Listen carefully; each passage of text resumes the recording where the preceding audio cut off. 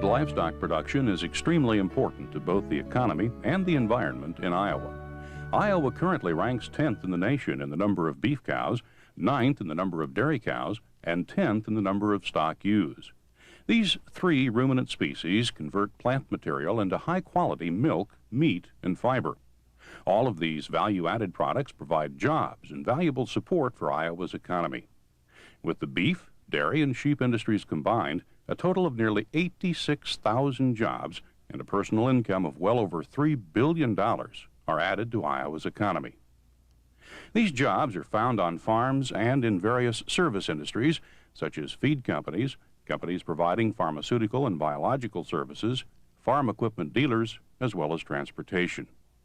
Meat and milk processing, from slaughter to prepackaged retail portions, also provide large numbers of jobs to Iowa's economy. While ruminants are a valuable asset to Iowa as a whole, the economic impact of grazing these livestock can be very large on individual operations as well. Enterprise records show that the single largest expense to produce meat, milk, and fiber is the cost of feed. As agriculture moves into a more global market, livestock producers will need to compete with their neighbors down the road as well as across the sea. Utilizing standing forage and harvesting it with grazing animals will improve the competitiveness of Iowa's producers long into the future. In addition, grazing land will continue to rise in value as more uses compete for this limited resource. Iowa is blessed with an abundance of high-quality land. However, much of Iowa's land is not suited to continuous row crop production. In reality, some of this highly erodible land, if row cropped, would lose over half its topsoil within 10 years. Ruminants are ideal for integrating diverse farm operations because they can harvest roughage and turn it into high-value products. Significant benefits to be gained by incorporating pasture and hay into a row crop farming operation include reduced soil erosion from wind and water, reduced non-point source pollution, improved wildlife habitat for nesting and shelter, improved water quality, and a general improvement in agricultural sustainability. It's important to remember that Iowa's soil resource is limited, and competitors also include urbanization and recreation. As agriculture moves into the 21st century, it's important for producers to develop and implement plans that allow them to be competitive with the various international trade agreements already signed by the federal government. Current and future agreements will have ongoing impacts on the profitability of individual producers. The importance of the General Agreement on Tariffs and Trades, along with the North American Free Trade Agreement, may be far-reaching in the profitability and competitiveness of ruminant livestock producers. In many situations, ag producers have not made full use of their pasture and forage resources. Unlike row crop production, which normally includes intensive management and high inputs, pasture management and overall pasture productivity have lagged behind. With the advent of new technology electric fences, forage producers now have the ability to intensively manage their pasture resources as well. Controlled grazing is not without its disadvantages. Producers must realize that it will require an initial investment in fencing and watering equipment for the grazing animals. Generally, this initial capital outlay for fence materials can be recovered quickly. A second disadvantage of controlled grazing is the time commitment required to maintain fences, to monitor the growth rate and forage availability of the various paddocks, and to rotate animals to the appropriate new paddocks at the correct time. In operations which are already heavily labor-intensive, controlled grazing may not be a feasible management change. The greatest disadvantage of controlled grazing is that it requires a mental commitment on the part of the producer to make the system work. In many cases, the expertise to appropriately operate an intensive grazing program is learned through experience. This can create some difficulties in the early stages of intensive grazing systems. However, the advantages of controlled grazing generally outweigh the disadvantages. These advantages include increased production from pastures resulting from adequate rest and increased plant recovery and vigor between periods of grazing. Once producers establish control, forage quality, along with quantity, can be drastically increased. With this increased forage quality and availability, animal performance generally improves, both in terms of reproduction as well as growth rates of their young. The greatest advantage in many situations, especially with animals that are highly selective grazers, such as sheep, is that intensively managed pastures do not allow excess selectivity by the grazing animal. Animals are similar to humans in that they have preferred plants that they eat, and if not given adequate rest, these plants eventually will die out of the pasture stand. In many cases, these plants are the most productive pasture species. As we lose plant diversity, we also lose productivity, while we gain invader species like weeds and brush. Another advantage of a rotational grazing system would be manure distribution and nutrient recycling within the pasture. Animals are moved on a more regular basis and do not establish consistent bedding grounds where an excessive amount of fecal material is deposited. Animals are easier to manage and handle because they routinely are exposed to humans. The animals are in a much smaller, confined area and therefore easier to monitor in terms of health status or inventory monitoring. The ideal situation in Iowa would be to have a 365-day growing season. We all know this is not the case, so we must incorporate the varied growing seasons into our controlled grazing program. Most cool season grasses have a very rapid growth phase in May and June, and a depressed growth phase in July and August. It's possible, therefore, under intensive pasture systems, to harvest and conserve some hay off of a proportion of paddocks early in the growing season. In most cases, this works out well with the stocking rate, as spring calves and lambs are small and are consuming very little forage.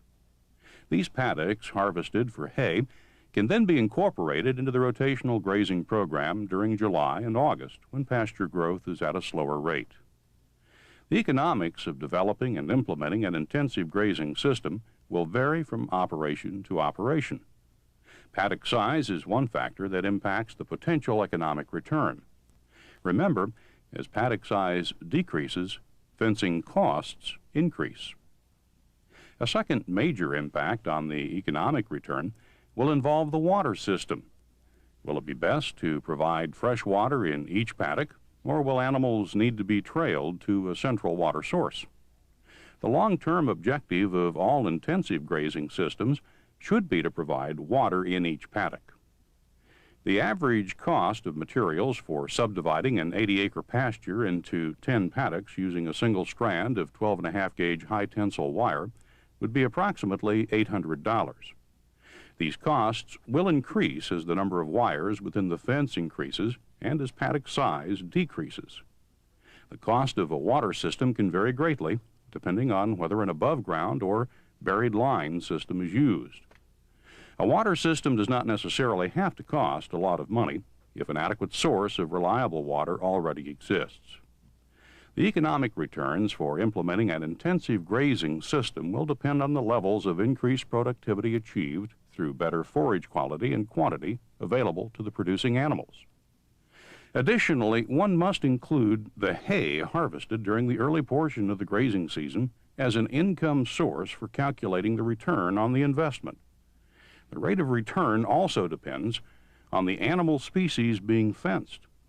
Sheep have a slightly higher cost per acre because they require multiple strands of wire per barrier. Two additional factors must be considered when figuring economic returns: the improvement in the longevity of newly seeded pastures, and secondly, if plant diversity is maintained in part with legumes, fertilization costs will be reduced because of the need for lower nitrogen inputs. In many parts of the world, such as New Zealand and Great Britain, where land costs are high and environmental conditions allow for high grass productivity, intensely grazed pastures are the norm and not the exception.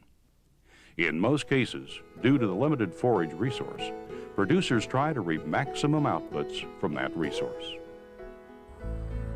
Grazing systems in southern Iowa I feel can be very competitive with corn-bean rotations, especially because of the SES requirements we have for highly erodible lands. These type systems will work very well with soil loss problems. There are a number of benefits to rotational grazing as we see it. One, it's low cost, or it requires little capital to get started and to maintain it. It's environmentally sound in the sense that we're not eroding soil on our land because it's all in grass. Our cows stay very clean during the pasture season. They come in with very clean teats. We tend to have few incidences of mastitis that way, so I believe we're probably producing better quality milk than we would otherwise because of the cleanliness of the cows. I think those are the main reasons: environmental quality, low cost, and actually a very good quality of life, because my wife and I enjoy working with cows on pasture, and that's probably the most important thing. If you're going to make money in the sheep business, that's where you're going to make it, is by utilizing all your resources and letting the sheep do the work. I'm not a big fan of baling hay and hauling it to them and feeding them, although we have to do that, you know. But the more we can have the sheep do on their own, the better off we are.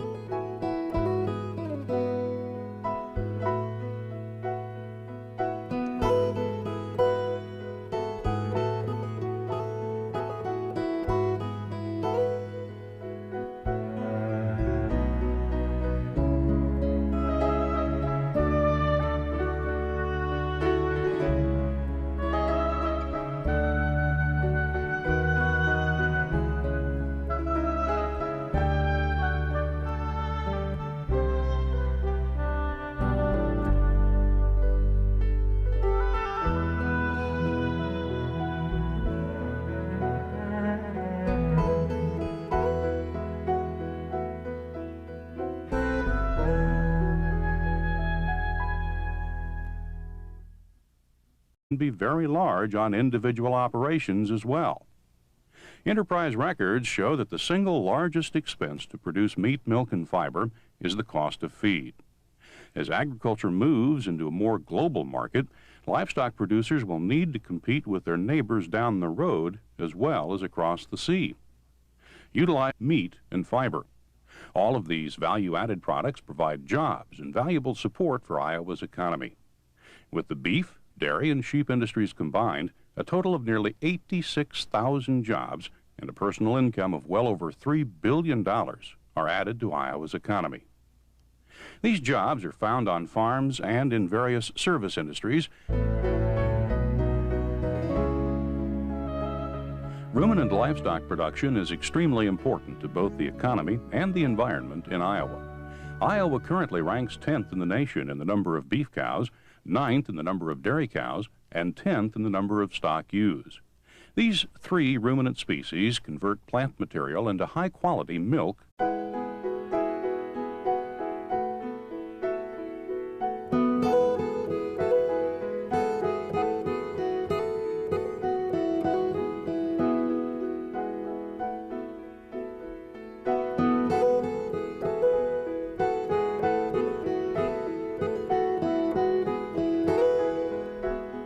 such as feed companies, companies providing pharmaceutical and biological services, farm equipment dealers, as well as transportation. Meat and milk processing, from slaughter to prepackaged retail portions, also provide large numbers of jobs to Iowa's economy. While ruminants are a valuable asset to Iowa as a whole, the economic impact of grazing these livestock